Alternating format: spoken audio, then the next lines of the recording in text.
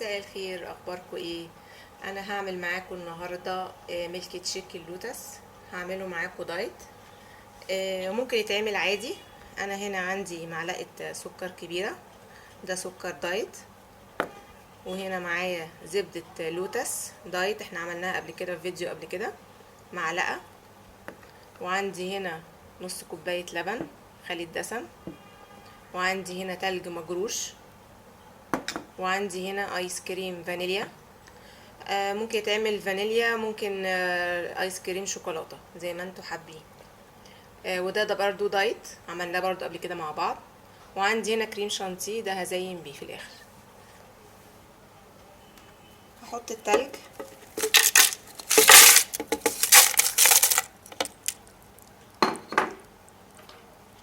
هحط اللبن.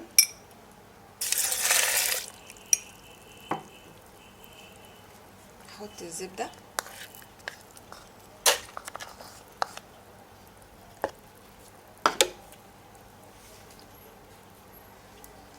ابتدي احط سكر الدايت.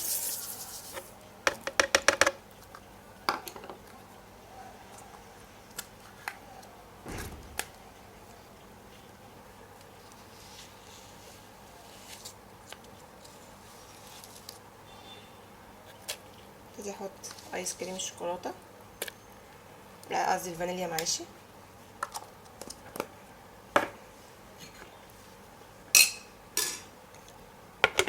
وهبتدي اضرب.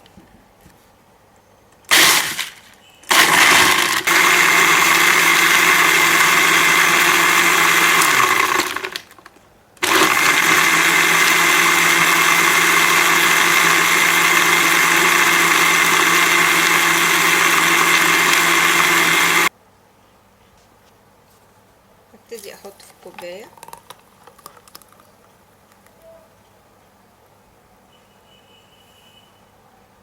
وهبتدي ازينه بالكريم شانتيه.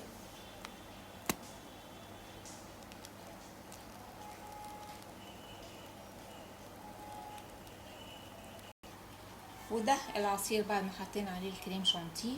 يا رب يكون الفيديو عجبكم. ان شاء الله اشوفكم في فيديو جديد مع عصير جديد.